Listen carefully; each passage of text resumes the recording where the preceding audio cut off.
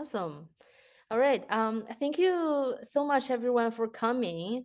I see so many people registered for this event.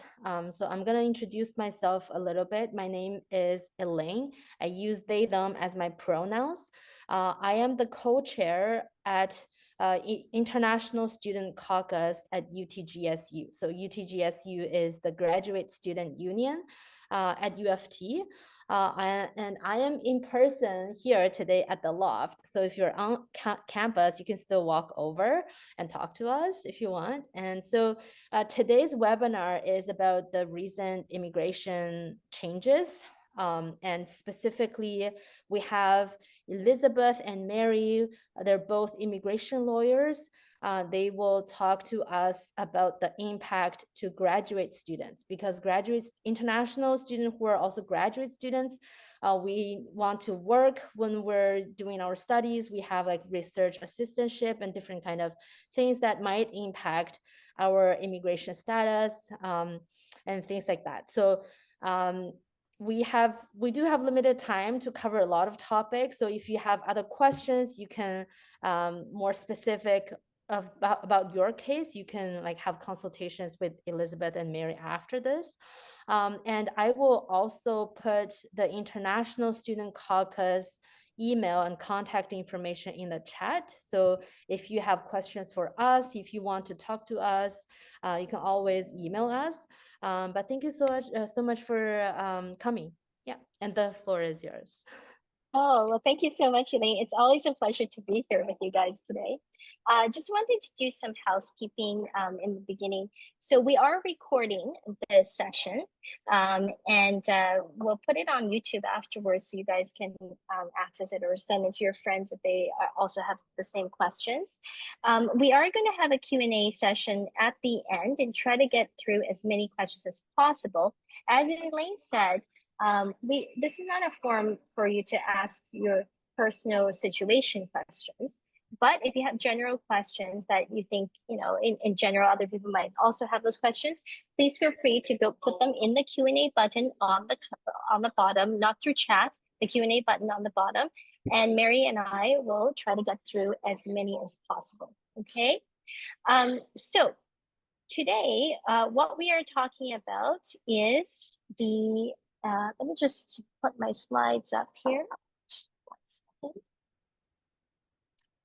Let's see here. All right.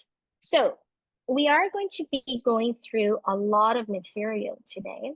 And the first thing that we wanted to do is talk about temporary residence, what you need to do when you are a student, also afterwards when you graduate and you get your work permits, and how then we're going to talk about you can move towards permanent residence. So first of all, here are some of the rules that you may already know. If you don't know, you should know about what you can do when you're studying and working. So first of all, you have to actively pursue your studies. If you'll lose your status 90 days after you stop actively pursuing your studies. Okay, that means you're registered as a full-time student. You're going to doing your work as a student, as a graduate student, and studying and so forth. Now, there are two exceptions to the rule. One is scheduled breaks. Those are the breaks that are on the academic calendar. And basically everyone who is in the program have access to that. So, you're still actively pursuing your studies, even if you are on your scheduled break. The second thing is the authorized leave. So essentially, if you are on authorized leave, you have special permission by the school to be on leave up to 150 days. Now, if you get special leave by the school to go, then you can certainly, that's still considered actively pursuing your studies. But if you don't have leave from the school, and you're not on a scheduled break, you do lose your status 90 days after you stop pursuing your studies. Now, working while you are studying, okay? First of all, you can only work while you're a full-time student, not if you're registered as a part-time student. Part-time student doesn't, a full-time student doesn't necessarily mean you can't be, doing your thesis on a part-time basis, on a full-time basis, right? That it's just, you don't have to necessarily attend classes on a full-time basis, but it's whatever the school deems that you are a full-time student. If you're a full-time student, you can work. If you're not a full-time student, you cannot work. Um, you have to stop working. That includes when you've completed your studies. So, let's say that you have been told, as soon as you've been told by the school that you've completed all the requirements of your program, then you have to stop working then. Okay, um, the only exception to the rule is if you're going to do another program. You've been accepted to, you finish your one program, accepted to another program, and in between there's a semester, 150 days, no more than that. You can work in between those programs. Okay, so another really important thing to keep in mind while you're here in Canada is making sure that you maintain your status properly and extend your status if you need to. So if you're on a work permit or a study permit and you submit an application to extend your permit before the expiry date that's listed on it, then you have the legal right to remain in Canada and work or study based on the conditions of the original permit until a decision is made. That is as long as the application was submitted properly before the expiry date of that permit. Properly submitting an application means paying the correct fees, using the correct forms, and getting a confirmation letter from IRCC that confirms that you've submitted the application. So if you look at your study permit and you realize that it's going to expire before your program ends, for example, then you need to apply for an extension before that expiry date. And if you do that and it's done properly, then you can continue to study until a decision is made on the application, which is called being on implied or maintained status. Implied status allows you to continue studying while you wait for a decision, but if you have implied status, it does require you to be in Canada while you wait for a decision on the new application. So if you leave Canada, your implied status will end. When you apply for a work permit extension, IRCC issues you an auto-generated letter, which you can attach to your work permit to show your employer that you can keep working on implied status. This letter is very confusing to many people because it includes a date about 6 months in the future where it says that if a decision hasn't been made by that time, that it essentially indicates that your implied status would end. That's completely arbitrary and it's not true. The date that they provide on that letter is just an indication of the estimated processing time, but it doesn't mean that if that date passes that you don't have implied status anymore. So on the slides here, we've included a link to IRCC's website where they explain that in a little bit further detail. So if you find yourself in that situation, you can refer to that link. We will be posting these slides later too, so you can access it on your side. Another thing that's really important to keep in mind is restoration of status. So if you take a look at your permit and you realize that your status has expired and you missed the expiry on it, then you may be in what's called the restoration timeline. So 90 days from the expiry of your permit, you are within the restoration period and you can apply to restore your status as a worker or as a student. Or if you say you apply for an extension of your study permit and you get a refusal on it, then you have 90 days from the date of that refusal to apply to restore your status.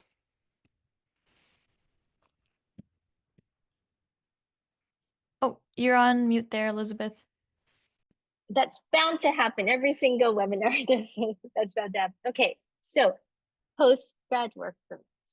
The first question you should ask yourself is, should I apply for a post-grad work permit? You only qualify for a post-grad work permit once in your lifetime. It's a very good work permit because it's an open work permit, and you guys will get it for 3 years.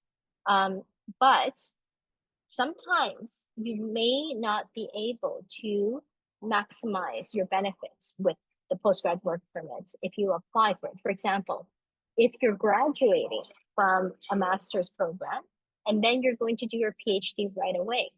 Well, yeah, you can get your 3-year postgrad work permit, but you'll completely waste the work permit. When you finish your PhD, if you don't have permanent residence by then, you wouldn't be able to apply for another postgrad work permit. Okay, so a lot of planning goes into it, especially if you're planning to study again. One of the things that you have to keep in mind is in order to qualify for the postgrad work permit, you have to have maintained full-time status in every single semester of your program. Sometimes people say to me, oh, you know what, this semester I'm not doing so well in my courses. I'm just gonna drop it so that I don't have such a bad grade, in one semester. My advice to them is I would rather on an immigration front see that you failed an F on your transcript, but at least it shows that you were a full-time student throughout the entire semester than for you to drop it and then for you to have that status of part-time student, because afterwards, if you wanted to get your postgrad work permit, you wouldn't be eligible. The only exception to the rule is the final semester. You're able to go part-time in the final semester, and if the school gives you authorized leave to take off the entire semester. Now, you can work full-time as soon as you apply for your postgrad work permit, but only if these conditions are in place. 1, your study permit is still valid. Okay, you still have a valid study permit. So if your study permit is going to expire before you can graduate, go and apply for that study permit right away, because you want to have that study permit when you apply for your postgrad work permit. And number 2, you need to apply within 90 days of the completion of your school.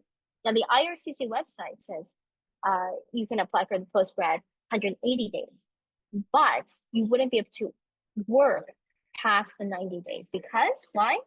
Your student status expires 90 days after you've completed your studies. So apply within 90 days and apply while your study permit is still valid.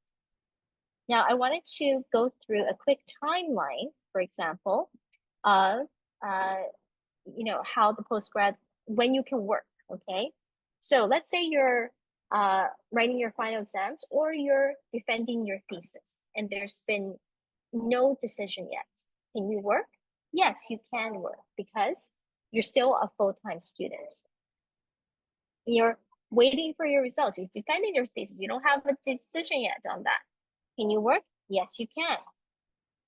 Then the school says, congratulations, you've passed your thesis, you've completed all your program.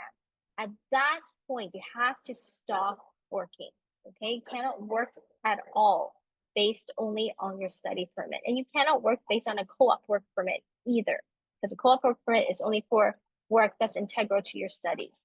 So at that point, you have to stop working. When can you work again? If you submit your postgrad work permit, when? Within 90 days of your program completion, and if your study permit is still valid. And at that point, you can start working full-time. All right, just quickly wanted to talk about some employer-specific work permits. So you say to me, well, Elizabeth, why do I need to know about other kinds of work permits? I'm going to get my postgrad work permit. When we're talking about permanent residence, you'll see that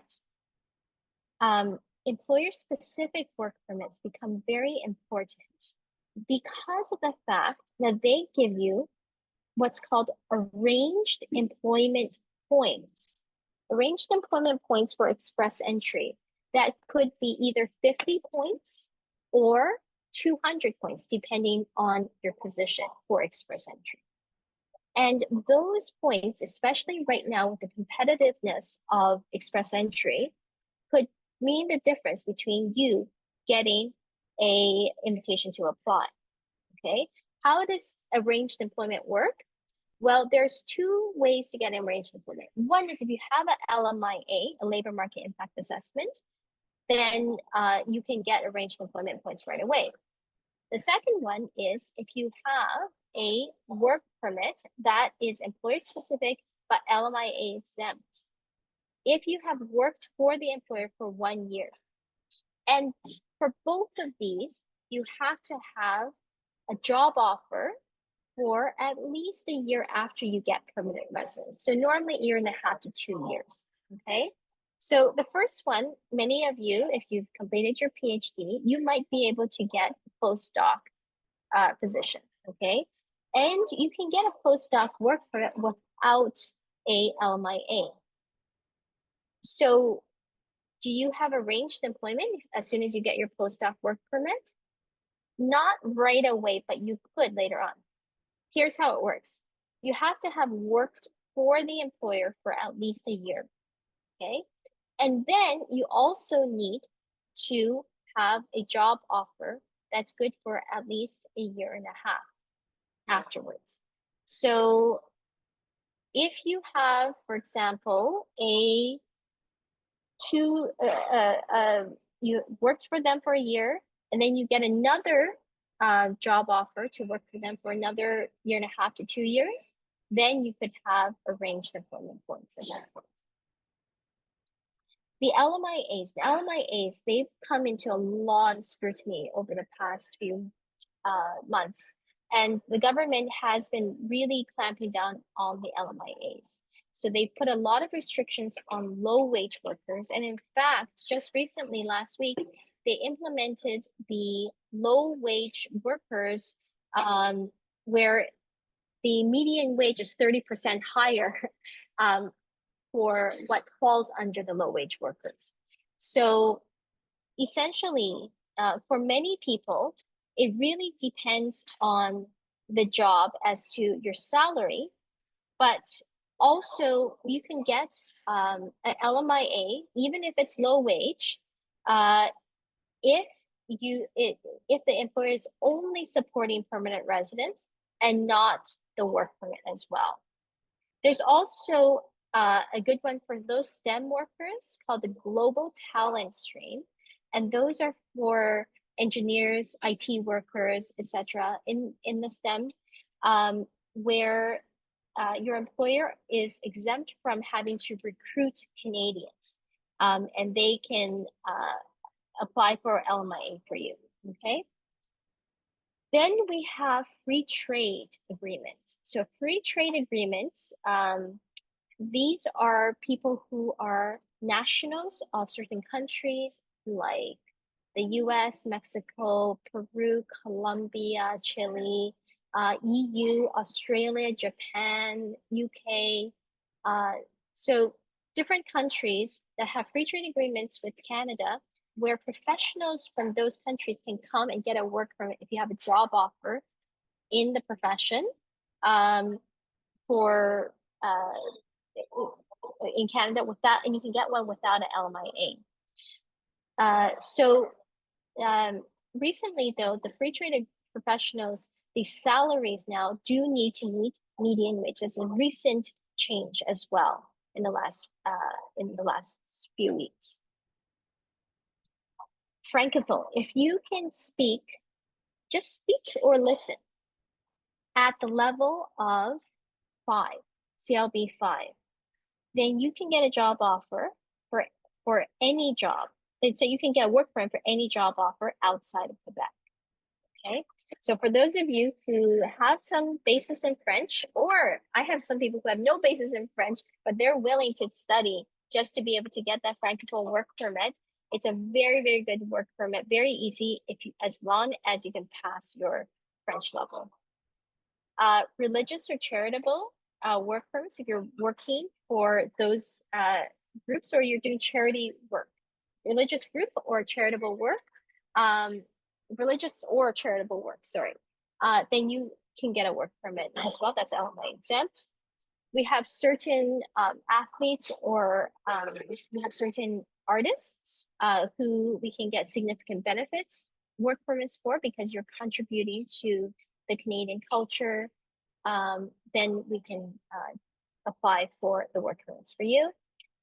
There are certain, similar to the free trade agreement, these are agreements that we have with various countries where if you're a young professional and you have, in terms of you are national of that country, usually under the age of 30 or 35, depending on the agreement, and you have a job offer in Canada, we can also apply for a limited work permit under those categories. if you have a job offer and that's an employer-specific work. Some companies they send Canadians abroad. There's a multinational company and they send Canadians abroad for work.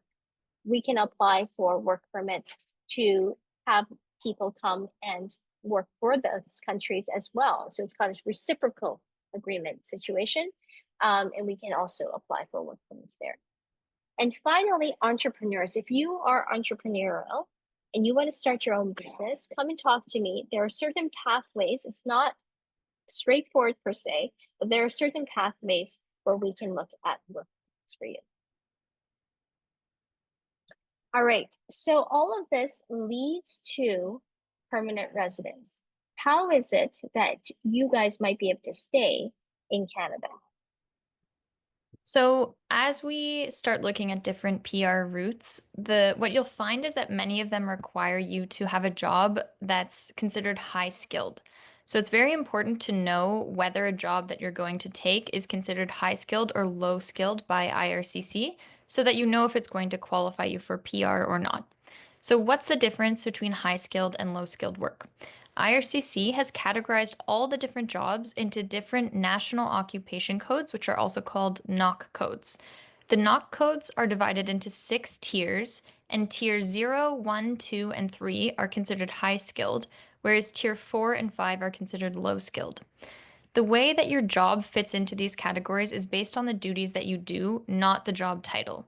So each NOC code lists the main duties that NOC does, and your everyday job duties need to mostly match what's listed. So if you're cleaning an office, but your job title says that you are CEO of that company, the officer won't look at the fact that your job title says CEO. They look at every day. If your job is that you're cleaning the office, they're going to put you under the NOC code for an office cleaner. So same thing, vice versa. If you're doing the roles of a CEO of a company, but your title doesn't match that, then your NOC code is still under the NOC code for a CEO, even if your title doesn't match your job. A lot of people will think that if they get a contract that lists a certain job, that means 100% that's their NOC, and that's not the case. You actually need to prove the duties of what you do to be able to claim that NOC code. Another very important thing about claiming certain NOC codes is that each NOC will list mandatory requirements for employment in that position. And you want to carefully read those requirements before you commit to a certain NOC for your experience, because if the NOC code lists that certain education, for example, is a requirement of that NOC, then you need to have that education in order to claim that NOC code. So if it says that people in this NOC code must have a master's degree, and you have a master's degree, great, you meet that requirement. But if you don't, then you wouldn't meet the requirement for that NOC. So the skill level is really important to confirm before you accept a position after you graduate. Don't make the mistake of just relying on what you've seen your friends do or what you've read online, because these laws do change, and it's really, really important that you get the right job to qualify for PR. So you want to make sure that you're under a correctly high-skilled position when you graduate.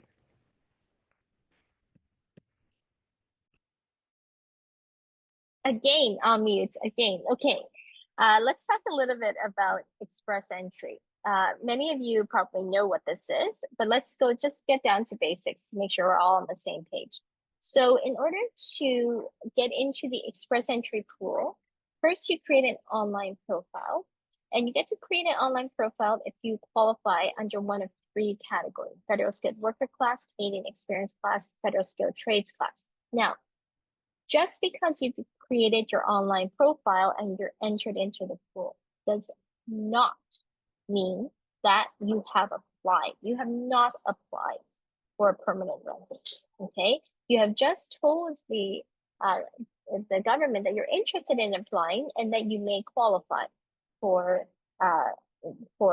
permanent residence, okay? What happens is when you're in the pool, you'll get a series of points based on your background. And if you have provincial nomination, that is an express entry based provincial nomination.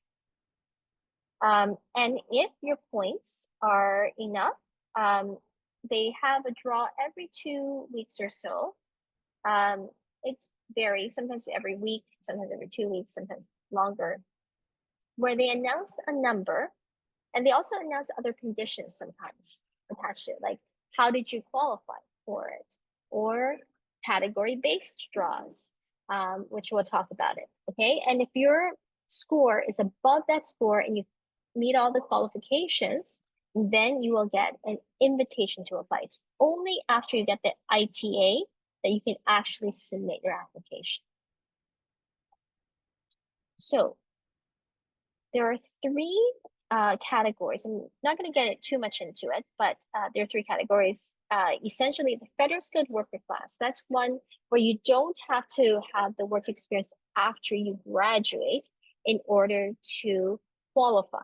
The work experience can be while you are studying, but it has to be 1 year of full-time, high-skilled work experience in one occupation. Now, you can count part-time work experience in it as well. We have been able to use your RATA experience before. But the thing right now is that even if you can use that work experience to get into the pool, the work experience that you have while you're studying, however, cannot be counted towards express entry points for getting invited, okay? So right now, I do find that even if people can get into the pool under the federal skilled worker class, unless you can speak French or unless you have arranged employment, it would be difficult to get invited to apply just based on your TARA work alone. Canadian experience class is the same kind of work experience that gives you points. So the kind of work experience that you have is 1 year of high skilled work experience that is not while you're studying. In Canada, you have to be employed. Self-employment work does not work. So if you're an entrepreneur and you own and control a significant part of your company, that work experience is not counted towards this. Okay, I'm not going to go into the skilled trades because that doesn't really apply to most people. All right, so what kind of factors give you guys points? Age, your age points start decreasing the minute you turn 30, and every year afterwards, -5, -6 points in your 30s, -10, -11 in your 40s. So, you know, these points can be quite significant. The one thing that I can advise you is if you can get into the pool, if you can apply, don't wait. Do it while your age points are still good. Education, you guys are good. You know, if you have your 2 degrees, then you can get, but you have to have finished your 2 degrees.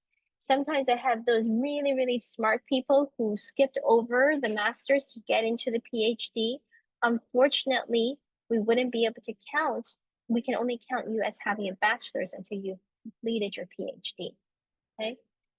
Language points are very key. It's very important for every single person, whether or not French and English is your first language, you must study for those exams because those exams test your ability in the languages. I've had many people who, you know, study English and they're English majors and they still didn't get what, you know, they should have gotten on the IELTS simply because they didn't realize what exactly those tests are looking for. And the language points are key. You know, it could be 0.5 on one of the factors, reading, writing, listening, and speaking. I don't care about overall. It's every single one. 0.5 could mean the difference between 90 points sometimes, okay? Relevant Canadian work experience, I talked about, that's the work experience that's similar to the Canadian experience points. But the Canadian experience class points. Foreign work experience, if you have high skilled work experience outside of Canada within the last 10 years, then we can use those for some points. Spouse, if you add your spouse to your application, and if you have a spouse, you should add them. Otherwise, IRCC may say that, you know, if you don't add them for good reason, they may give you some issues with that, okay? But their education, language, and Canadian work experience can also add some points to you. provincial nominee programs. Now, Mary's going to talk about that, but those are the provincial nominee programs that are linked to Express Entry, not any provincial nomination. Okay, only those that are linked to Express Entry will give you 600 points, virtually assuring that you are going to be invited to apply.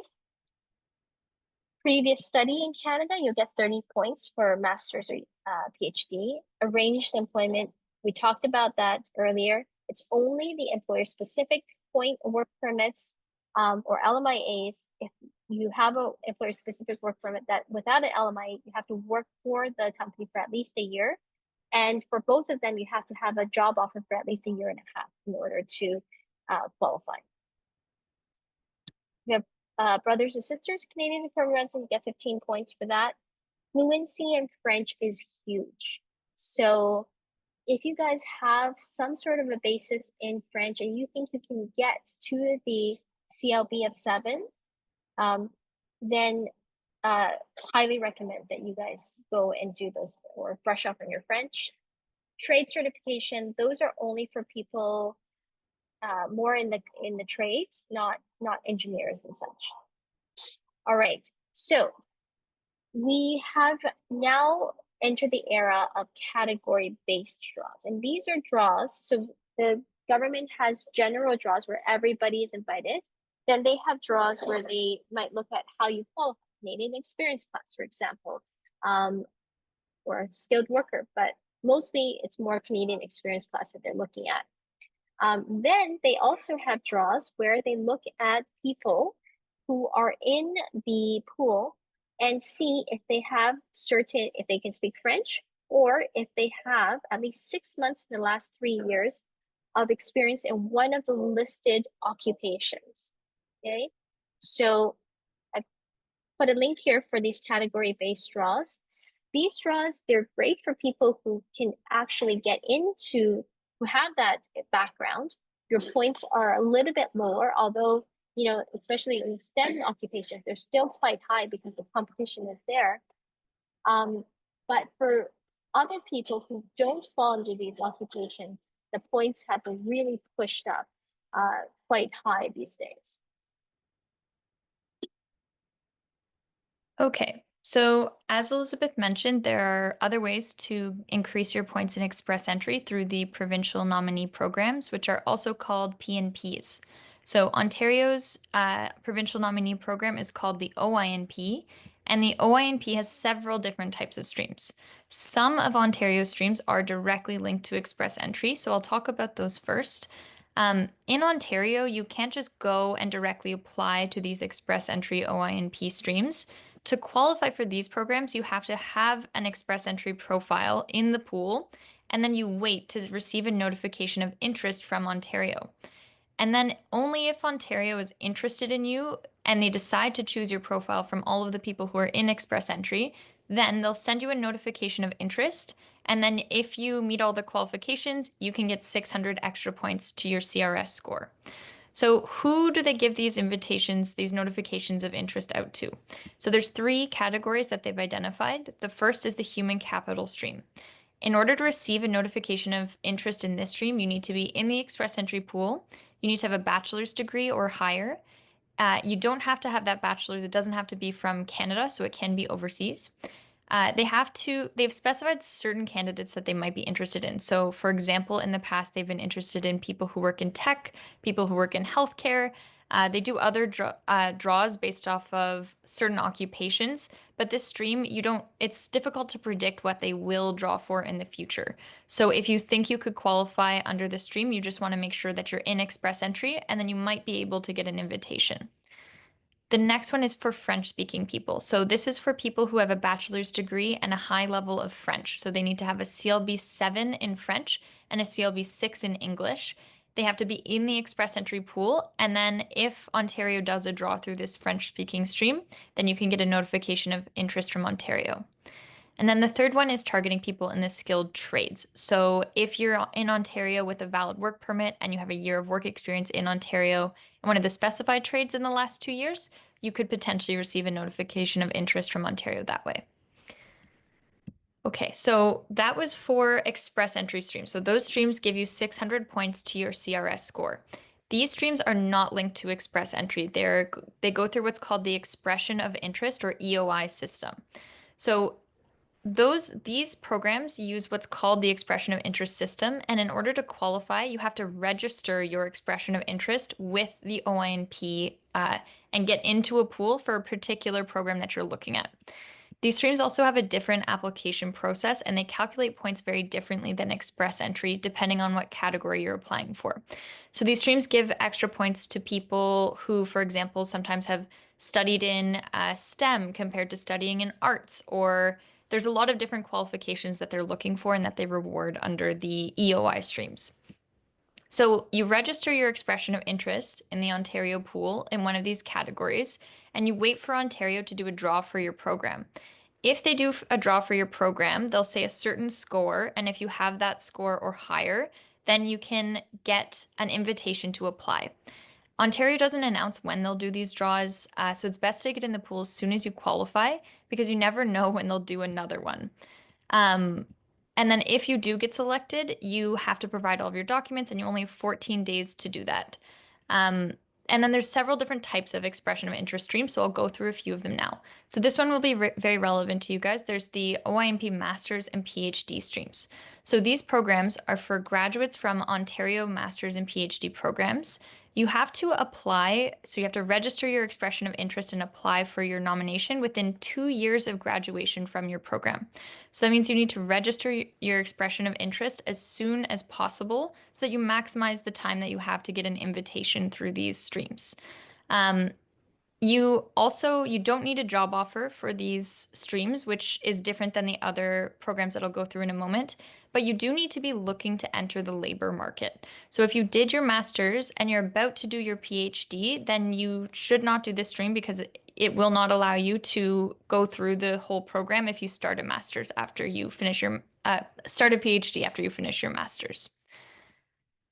You have to be selected through the EOI system. So the scores for these streams can be competitive. You want to see where you're scoring and get a sense of where the draws are right now. See what you can do to raise your expression of interest score to maximize your chances of getting an invitation through these streams. Okay, and then these are other expression of interest streams that are based on having a job offer with an employer. So you need to meet certain requirements as the applicant for these streams, and then you also need an employer who meets certain requirements. For all of these streams, the business, so you need an employer that's going to support your application. They need to have been in business in Ontario for at least 3 years. If the business is inside of the GTA, they have to show that their gross income in the last fiscal year was 1 million and that they have 5 full-time Canadian or PR employees.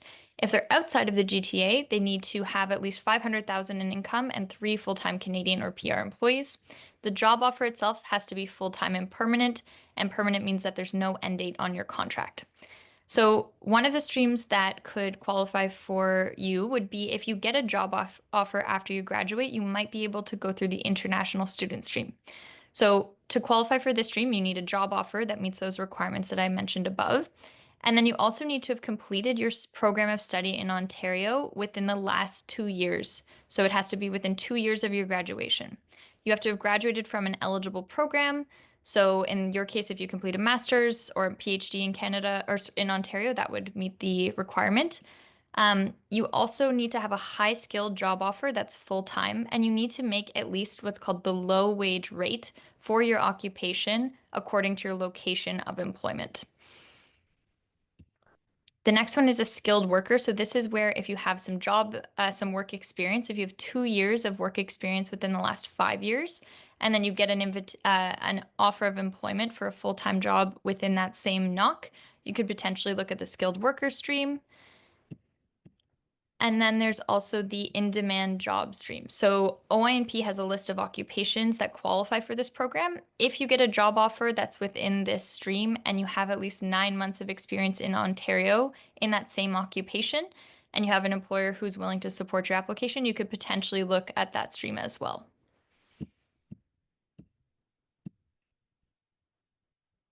Oh, you're muted again. What is wrong with me today? All right, so we have a lot of information today, and it can get a little overwhelming, I think. what we kind of wanted to do is run through a list quickly for you of some things that you might consider if, let's say, your express entry points are not high enough. So the first thing you want to do is think about ways that you can increase your points. So some common routes that we're seeing people take right now are increasing their work experience inside and outside of Canada. So if you get foreign work experience, that can actually add a lot of points to your CRS score. So that can be an effective way to make yourself competitive under Express Entry. Another is increasing your language score. So as Elizabeth mentioned before, a difference of 0.5 on a language test can add up to 90 points on a CRS score. It makes a huge difference. You want to be maximizing those language scores as much as possible. It's a competitive environment for getting an invitation these days, so you need to do everything you can with those language scores. The next is potentially increasing education. So you do get points for each level of education that you complete. It could be, potentially worthwhile to pursue a second program. Most of the time, master's and PhD students are at the very top of the points that you can get. Getting arranged employment. So as Elizabeth mentioned earlier, if you get arranged employment, that adds 50 extra points to your CRS score, and that's a very popular way right now for people to get drawn through Express Entry. Another is getting work experience under the category-based draws. So if you're able to get a job offer and get 6 months of work experience, for example, in the healthcare stream or in the STEM area, in one of the NOCs that they list under the category draws, that can be a great way to get in through those specific draws that IRCC is doing. Increasing French points. This one I think has become so popular in the last little while. If you are somebody who can learn languages quickly or you have an interest in French, it's one of the best ways to get PR these days. They do special draws for French speakers. You can get the Francophone work permit. It adds 50 points to your score if you can get CLB 7s. There's lots of avenues that can really help you get PR if you can learn French. And then another one is qualifying under one of the P&P based programs. So those are the ones I mentioned before, which either connect to Express Entry, or even if you get a job offer from an employer or you go through the master's or PhD stream through OIMP, those are other important ways to think about getting your PR. And then, express entry is not the end all and be all. There are other ways to get permanent residence. Mary has gone through some of the provincial nomination programs. There are new programs like the Rural Community Immigration Program, Caregiver Program, other programs that may be coming up soon. And then there are entrepreneur routes like startup visas, or you can combine the work permit for entrepreneur, where you get 200 points for arranged employment, et cetera, et cetera. So it's the alternative. There's not that many routes, but there are routes that could fit your situation. The next one is try to keep in status. So, as Elizabeth mentioned before, think critically about whether the postgrad work permit is the best decision for you when you graduate. And if it is, make sure that you're maximizing the length of it. So, you want to make sure you're getting the full 3 years that you're entitled to. And then you want to plan on how you might be able to extend that work permit beyond the postgrad work permit. So, working with employers who you have a good relationship with, who you think would be willing to do a closed work permit for you, whether the postdoctoral research work permit or potentially even LMIAs if needed. Having a strong employment option is really key for getting PR these days. And then also teaming up with your spouse. So we mentioned a couple programs that it may be that you don't qualify for them, but potentially your spouse could. So always think about not only your own immigration situation, but if your spouse might qualify for a program, you could accompany them and get PR that way. Finally, you got a plan. You got a plan and plan some more. I'm just going to give you the you can contact us through the email, telephone, and we do offer UofT GSU students the discounted rate, which is only $100 for your consultation. And we do everything by Zoom. You don't have to come to our office. Yeah, we can certainly help you on the first step, which is to plan on how to get there. Okay. I also wanted to let you know this is recorded. We are going to put it on our YouTube, and there's a lot of information that we haven't been able to share that there's a lot of changes all the time on immigration, and the only way that we're able to reach you guys after this and tell you about that information is through our newsletters, through our social media. We are really going to ramp up our social media, and so these are our handles as well. Do come in and follow us and join. It's not an easy journey for sure, but you guys are some of the best and brightest in the world. And I certainly hope that you guys will be able to stay and be a part of this country. All right, so let's get through. We don't have too much time. We have around 10 minutes or so. So let's try to get through as many questions as we can through the Q&A. Okay. All right. I'll start asking, I guess Mhm. we'll just start at the top. If your study permit expiry date is after the 90-day allowance that they give you after you finish studying, do you still lose your status? So the 90 days, basically, you want to apply for your post-grad work permit before the 90 days is up because you lose your status even if your study permit is still valid. Okay. So even so, yes, the question, you do lose your status after 90 days, even if your study permit is still valid 180 days, 200 days. Great. Okay. Can we not work when in the last semester? Yes, you can work part-time in the last semester. You don't even have to be a full-time student in order to work in the last semester, but you do have to be a student in the last semester. Okay, great. Okay. Or do you want to read one? Oh, I'm gonna ask you one.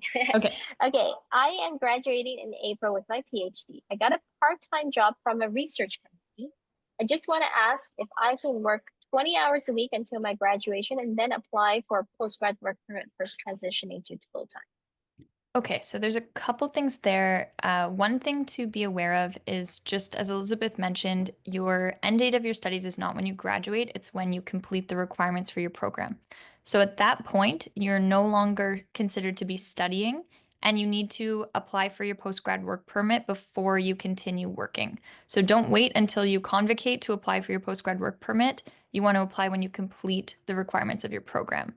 The other thing is when you can continue to work part-time as long as you're still studying, as long as you're still completing those requirements. And then as soon as you complete them, you can't work anymore until you submit your postgrad work permit application. As soon as that's submitted, you can go ahead and work full-time. Okay. If we apply for an open work permit under the Iranian special measures, does that affect the postgrad work permit that we get after graduation? Can we get a postgrad work permit if we already have the open work permit under the special policy?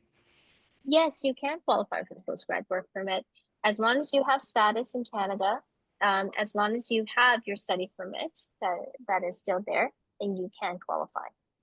Great. Okay. I think we've talked a lot about these postgrad work permits. Yeah, Let's see if there's another one. Maybe should we talk about the francophone option? Sure. Someone says, Do you have a question? Yep. Can you elaborate more details about the francophone option? Okay, so this is a really interesting one. Again, this is a work permit, an employer specific. So you have to have a job offer from an employer, but the employer doesn't have to show that they can't find a Canadian to do the job. They just register what's called an offer of employment. We just put it into an employer portal on the government site, and it's registered automatically in a few seconds. Okay, and in order to qualify, you have to pass the CLB level of 5 in just speaking and listening, not even reading and writing, just speaking and listening. CLB 5, which is like a 5 in IELTS level. Okay. And so as long as you have that, you have any job offer, then you can get the francophone work permit. Okay, great. You have the francophone work permit. How does that translate into permanent residence? Well, if it is a high skilled position, then you have, at least a year and a half to permanent position with the employer, and you've been working for the employer for at least 1 year, then you will get the arranged employment points. Normally it's 50 points. If you're in executive management, then that's at 200 points for that. Great. Okay, so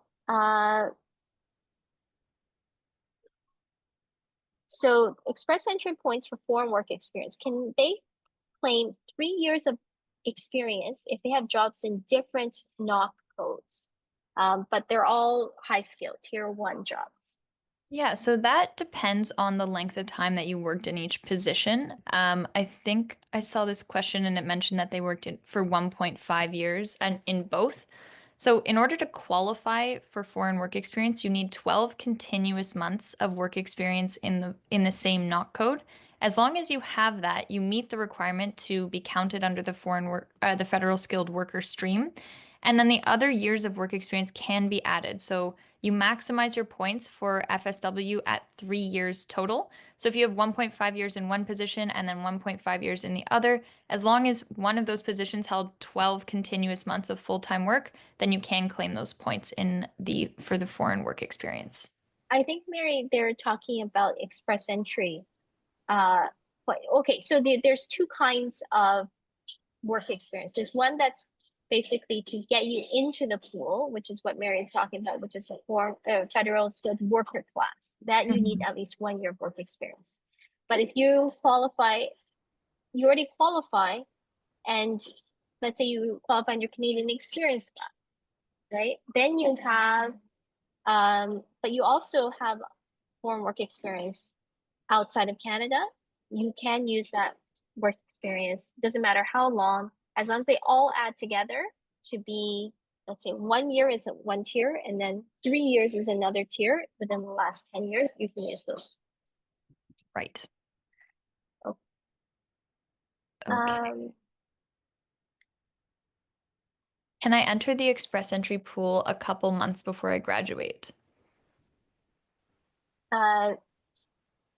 You can't say that you've graduated, right? When you enter the pool, you have to meet the conditions. So you can't say that you graduated. So you may only have a bachelor's degree and get points for that. But let's say you haven't finished your master's.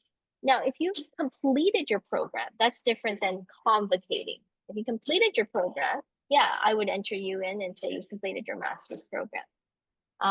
But if you haven't yet completed, you can enter the pool, but you can't necessarily say that you have that credential for a master's or a PhD.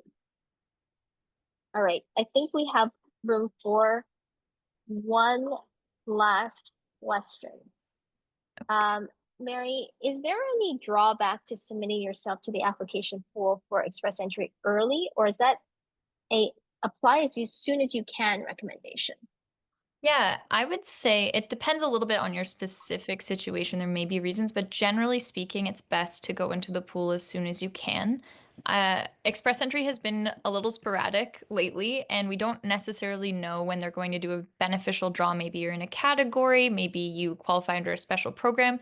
That means you want to get into the pool as soon as possible. There's really no downside into just putting in an express entry pool because even if you're qualifying through the human capital priority stream through OIMP, you need to be in the pool to be open to those opportunities. So generally it is a good idea to go in as soon as you qualify. Yes, I would say you hope for the best, but plan for the worst. You may not get invited to apply if your points are in the 300 something, but then again, last time COVID happened, the lowest points was 40, so I had a client who came to me once whose score was quite low. And I said, oh, I don't know that if you're going to be invited to apply. But she said, Elizabeth, my mother told me you can't win the lottery if you don't buy a lottery ticket. So put me into the pool, please. I said, all right, fair enough. I put her into the pool, and suddenly the points dropped to her, and she was invited in 2 weeks. So you never know. You need to keep your expectations. You need to know, see what the trends are. And you need to have your other options open. listen, if your points are well below the current draw points, what can you do to boost those points? Are there other options, permanent residence options out there? What do you need to plan your life to become? And that's our step with you guys. So thank you guys so much for attending. And Elaine, thank you so much for inviting us to be here as well. And yes, all the best, you guys. We're here to help you if you need it. Yeah, thank you so much, Elizabeth and Mary. So I want to, like, as a closing, I just want to let everyone know that pay attention to the timeline that Elizabeth and Mary mentioned, like 90 days before you graduate. So I've done, like, for myself, I went through the EE, and there's a different expiry date and all that. So just to be mindful of those dates, make sure you don't, like, put yourself in a situation. And also at the International Student Caucus, we are trying to support international student. And as like this for today's session, you probably have recognized there are so many problems with the immigration system that does not often, like, apply to your case. And it's a very Hunger Game Canadian version of the immigration system. So if you have a specific case you want to talk to Elizabeth and Mary, you can, they shared their information, you can contact them. And if you want the International Student Caucus to help you with anything and to help maybe have a different session, and we're actually planning a different session to talk more about, like, refugee status, undocumented status, and more about know your rights, things like that. So stay tuned through the digest email that you get every week. And thank you so much, everyone, for coming and asking the questions and paying more attention. And thank you so much, Elizabeth and Mary. Our pleasure. Our pleasure. Take care, everyone. Have a good afternoon. Thank you. Bye. Bye, everyone.